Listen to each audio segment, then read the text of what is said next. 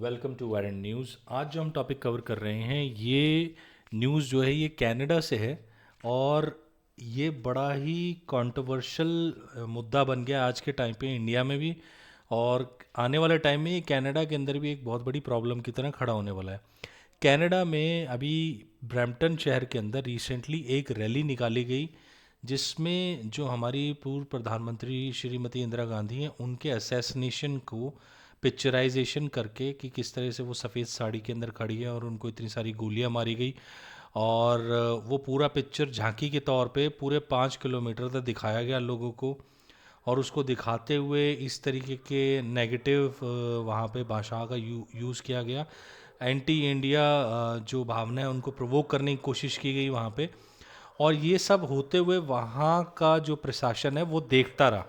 ये सबसे बड़े दुख की घटना है कि एक देश की गवर्नमेंट ऐसे एंटी एलिमेंट्स वाले एजेंडा को बढ़ाने में जो है वो हेल्प कर रही है एक पर्टिकुलर टाइप के ग्रुप की, जो कि ऑलरेडी बहुत ज़्यादा वायलेंट एक्ट्स के अंदर शामिल है। और जब ये वाली न्यूज़ इंडिया में आई तो यहाँ पर भारत की हर एक पार्टी ने इस न्यूज़ को कंडेम्ड किया। सभी ने इसके खिलाफ लिखा कि ये बहुत ही दुखद बात है और साथ ही साथ में ये बहुत गलत चीज़ है कि कनाडा इस तरह के झांकियों को प्रमोट करता है और इस तरह के इंसिडेंट्स को होने दे रहा है। और इसके बाद में जो हाई कमीशन है कनाडा का इंडिया में, इनके हाई कमीशन ने इस चीज़ के लिए माफ़ी मांगी। बट सिर्फ इनकी तरफ से ही बयान आया। जो ऑफिशियल गवर्नमेंट है कनाडा की उसकी तरफ से ना तो कोई बयान आया है और ना ही किसी तरीके का कोई भी ऑफिशियल एक्शन लेने की बात कही गई है उनकी गवर्नमेंट की तरफ से। हमारे देश के विदेश मंत्री एस जयशंकर जी ने भी इसके ऊपर बहुत ही स्ट्रॉन्ग स्टेटमेंट दी है इस टॉपिक के अंदर कि ऐसा वहाँ पे क्यों हो रहा है, क्यों इस तरह की छूट मिल रही है, क्या रीजंस हैं इसके। वो सब हम डिस्कस करने से पहले सबसे पहले एक बार दो स्टेटमेंट सुनेंगे, एक एस जयशंकर की और एक मिस्टर चंद्र आर्या है। ये जो चंद्रन आर्या है ये एमपी हैं कनाडा के अंदर, इन्होंने भी इस चीज़ के ऊपर अपनी स्टेटमेंट दी है। तो आइए सबसे पहले इन स्टेटमेंट्स को सुनते हैं। This float issue used. Let me actually answer it because I think there's a bigger issue involved, and the bigger issue involved is really the space that Canada has continuously and frankly to us, we are at a loss to understand other than the requirements of vote bank politics why anybody would do this.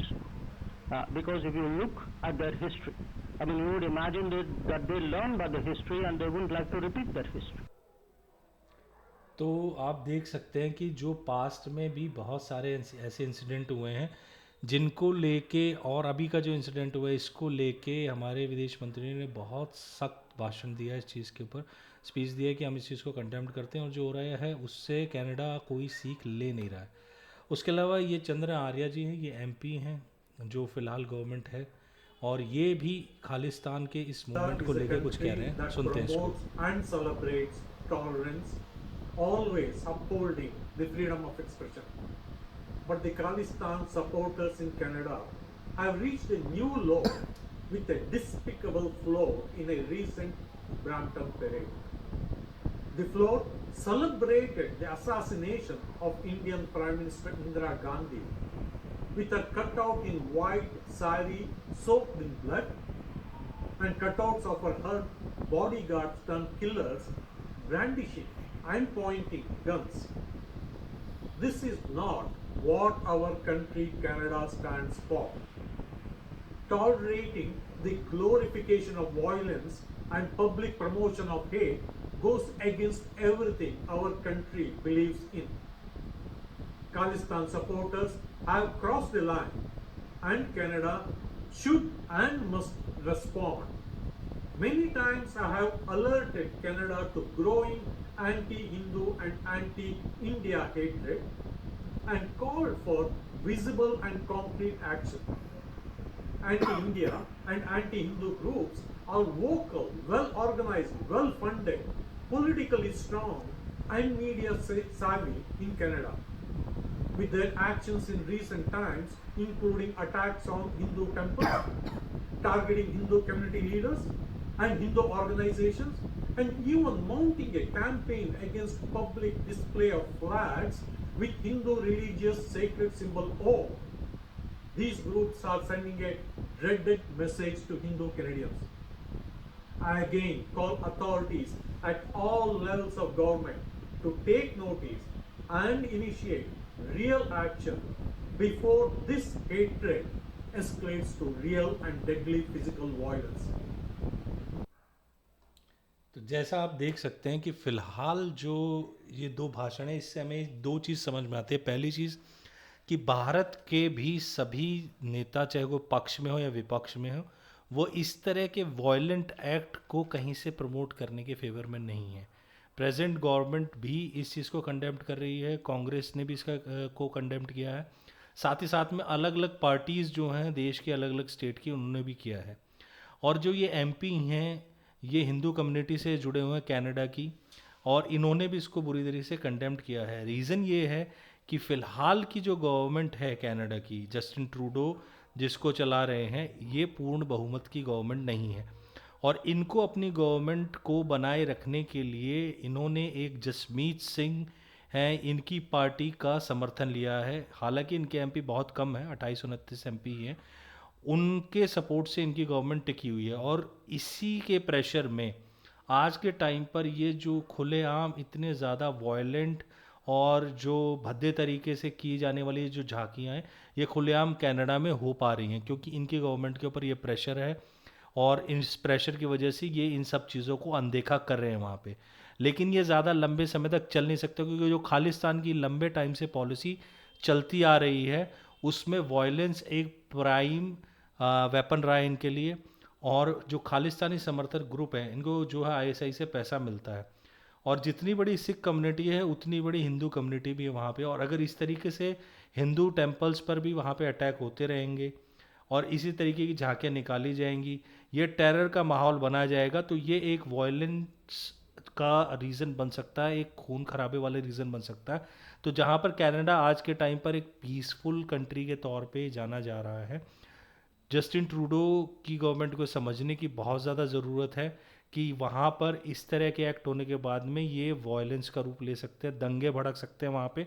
साथ ही साथ में ये बहुत लंबे time तक इस तरह के लोगों के सपोर्ट से अपनी गवर्नमेंट को चला भी नहीं पाएंगे। तो ये सबसे बड़ा एक रीज़न है कि इस तरह की चीज़ें वहाँ पे जो इतने ज़्यादा सपोर्ट के अंदर है। और खालिस्तानी ग्रुप्स पिछले कुछ टाइम से इन सभी कंट्रीज़ के अंदर पॉलिटिकल पार्ट्स में शामिल होके इस तरह के एजेंडाज़ को सपोर्ट लेते आ रहे हैं। जैसे कि रेफरेंडम हुआ, ये भी कनाडा में बहुत बड़े स्तर पे हुआ था, ऑस्ट्रेलिया में हुआ था, यूके में हुआ था, और इन सभी जगहों पर इन खालिस्तानी समर्थक जो भी ग्रुप्स हैं, इनके लोग जो हैं वो गवर्नमेंट के पार्ट हैं, और इसी वजह से इनको इतनी ज़्यादा आज़ादी यहाँ पे मिली हुई है। लेकिन इन सभी कंट्रीज़ को ये समझने की ज़रूरत है कि as a strong nation India जब इस चीज़ को कंडेम्ड कर रहा है, तो कल को अगर इसके अंदर किसी तरीके के एक्शन होते हैं जो कि एक खतरनाक वायलेंस का रूप लेते हैं, तो इनके अपने देश की ही शांति उससे भंग होगी। साथ ही साथ में खालिस्तानी ग्रुप्स को भी ये समझने की ज़रूरत है कि आज अगर वो इस तरीके के वायलेंट एक्ट्स को दिखाते हैं, और सबसे बेवकूफ़ाना हरकत तो ये है कि जिस एक्ट को ये इतना प्रमोट करके दिखा रहे हैं, इनमें से कोई भी व्यक्ति खालिस्तानी नहीं था। 2 बॉडीगार्ड्स जिन्होंने हमला किया श्रीमती इंदिरा गांधी पे, वो लोग इस चीज़ से गुस्सा थे कि जो ब्लू स्टार ऑपरेशन के अंदर मंदिर के ऊपर हमला हुआ उसको लेके, भिंडरेवाला के ग्रुप से उनका कुछ भी लेना देना नहीं था। और उस एक्शन को ये जो ग्लोरीफाई करके वहाँ पे दिखा रहे हैं, वो खालिस्तानी सपोर्टर्स का नहीं है। और साथ ही साथ में ये भी समझने की ज़रूरत है कि अगर ये इस तरीके की रैली निकालते हैं, तो वहाँ पर हिंदू ग्रुप्स भी इतनी स्ट्रांग है, अगर वो भिंडरेवाला की इस तरह की रैली निकाल दें वहाँ पे, तो क्या वहाँ पे पीस रहेगा? नहीं रहेगा। और यही कैनेडियन गवर्नमेंट को समझने की बहुत ज़्यादा आवश्यकता है अपनी कंट्री की पीस को बनाए रखने के लिए। दूसरी चीज़, ये इस तरह की चीज़ों को बढ़ावा क्यों दे रहे हैं? ये बढ़ावा इसलिए दिया जा रहा है वहाँ से क्योंकि ये न्यूज़ इंडिया के अंदर भी इतनी ज़्यादा फैलेगी, साथ ही साथ में उन कंट्रीज़ में फैलेगी, तो उससे जो कम्युनिटीज़ के बीच की एकता है उसको ख़राब करने की कोशिश की जा रही है। क्योंकि जो इन रैलियों के अंदर जिस तरह की भाषा का प्रयोग किया जाता है, जिस तरह की ब्रेन वॉशिंग स्पीचेस दी जाती हैं, उसके थ्रू लोगों को एक दूसरे के प्रति भड़काया जाता है, जिससे कि एक दूसरे के प्रति हेट्रेड फैलती है।